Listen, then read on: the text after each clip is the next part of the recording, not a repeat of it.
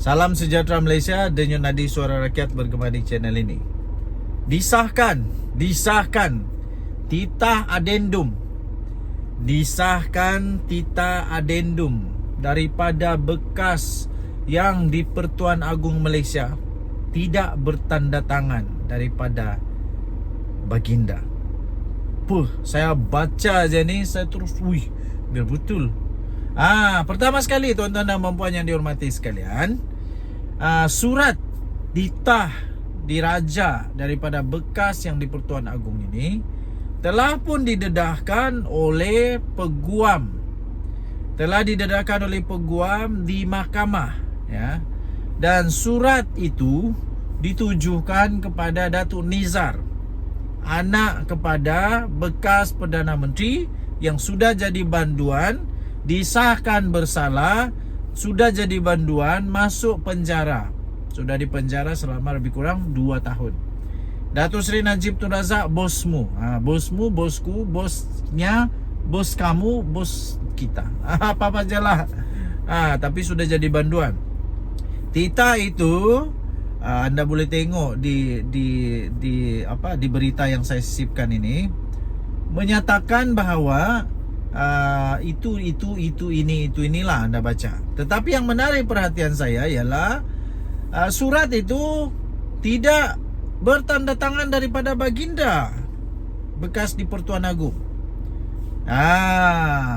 Okey.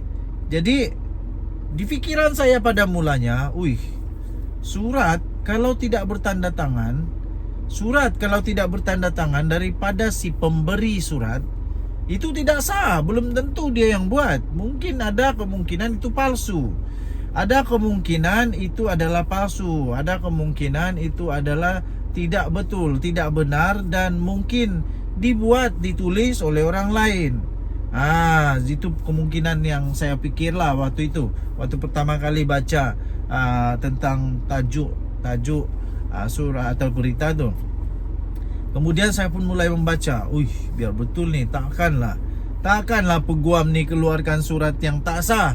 Takkanlah peguam ni berani untuk bawa surat yang tidak sah, surat yang palsu, surat yang bukan ditulis oleh baginda Sultan, surat yang bukan dikeluarkan oleh bekas di Pertuan Agong ini ke mahkamah. Berani juga manusia ni kalau sampai begitu, katanya, kata hati saya. Tapi rupa-rupanya, jangan salah faham, rupa-rupanya menurut penerangan daripada Datuk Nizar, surat itu tidak bertanda tangan kerana surat itu adalah sebahagian daripada atau koleksi, dan baca nanti di newspaper ni, koleksi peribadi baginda.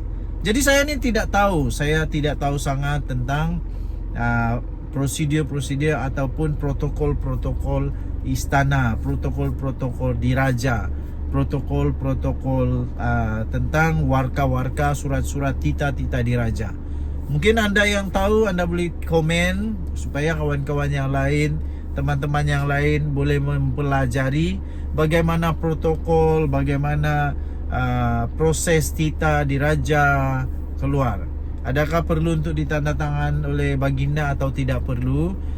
Saya kurang pasti, kita tunggulah. Okey, jadi kerana penerangan daripada Datuk Nizar itu, maka kita terima saja. Dan kerana itu sudah dibawa ke mahkamah, saya percaya benda itu diterima oleh mahkamah. Kecuali bukti itu tidak boleh diterima kerana tidak betul, tidak legit, tidak original, fake dan sebagainya, itu lain cerita. Tapi kalau sudah diterima oleh mahkamah, maksudnya benda tu betul dan begitulah prosedur untuk titah diraja. Okey? Jadi sebenarnya cerita dia begitulah.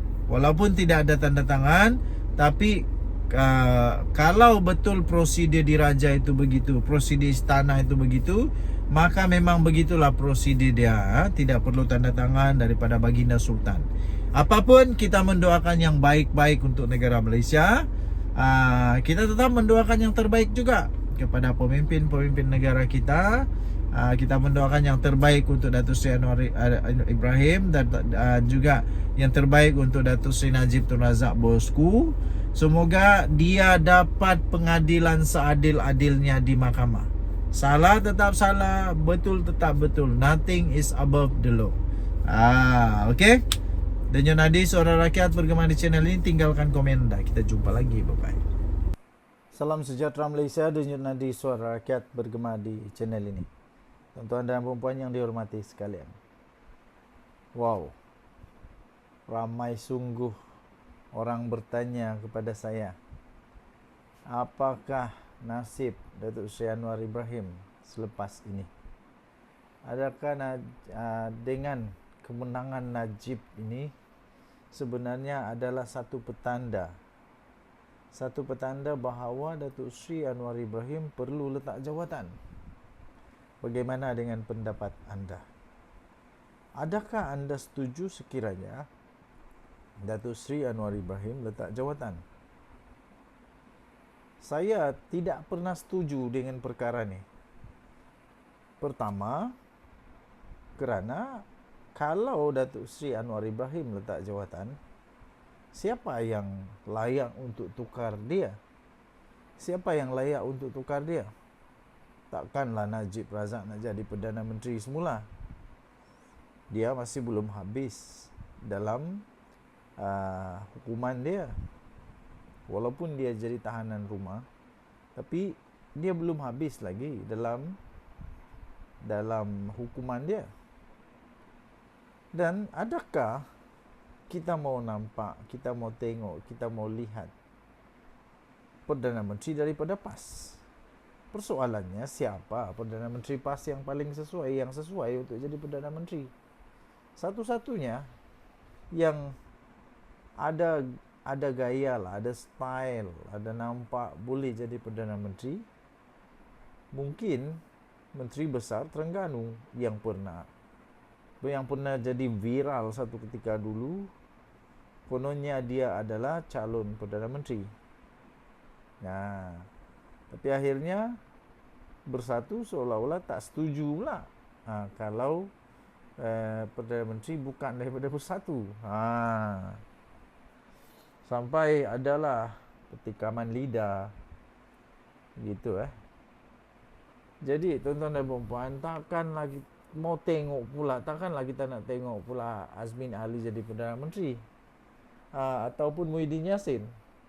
Azmin Ali tak layak jadi Perdana Menteri sebab dia bukan menang di parlimen. Dia bukan ahli parlimen. Macam mana dia boleh jadi Perdana Menteri? Tak boleh. Hamzah Zainuddin boleh juga, Hamzah Zainuddin. Tapi PAS mahukah melepaskan begitu saja? Jadi tuan-tuan dan puan, hanya dengan satu alasan ini saja pun sudah kita tengok, boleh nampak bahawa Perikatan Nasional tidak boleh melahirkan seorang calon Perdana Menteri yang tunggal, yang betul-betul mereka sekata, sehati dan setuju bahawa calon Perdana Menteri itu adalah satu calon saja. Semua nak calonkan calon Perdana Menteri, berlainan dengan Datuk Seri Anwar Ibrahim yang jadi satu-satunya calon Perdana Menteri. Satu-satunya calon Perdana Menteri. Kedua, walaupun satu tu sudah cukup, tapi tak apalah, kita tambah satu lagi. Kenapa Datuk Seri Anwar Ibrahim tak perlu letak jawatan? Kerana Datuk Seri Anwar Ibrahim adalah Perdana Menteri yang terbaik dalam sejarah, yang dapat membawa negara Malaysia mendapatkan potensi pelaburan paling tinggi dalam sejarah. Dan satu-satunya Perdana Menteri Malaysia yang berjaya mengekang virus kanser rasuah. Satu-satunya Perdana Menteri. Jadi kerana itu ya tuan-tuan dan puan, saya tidak setuju kalau Datuk Seri Anwar Ibrahim letak jawatan. Apa pendapat anda? Tinggalkan komen. Kita jumpa lagi. Bye-bye.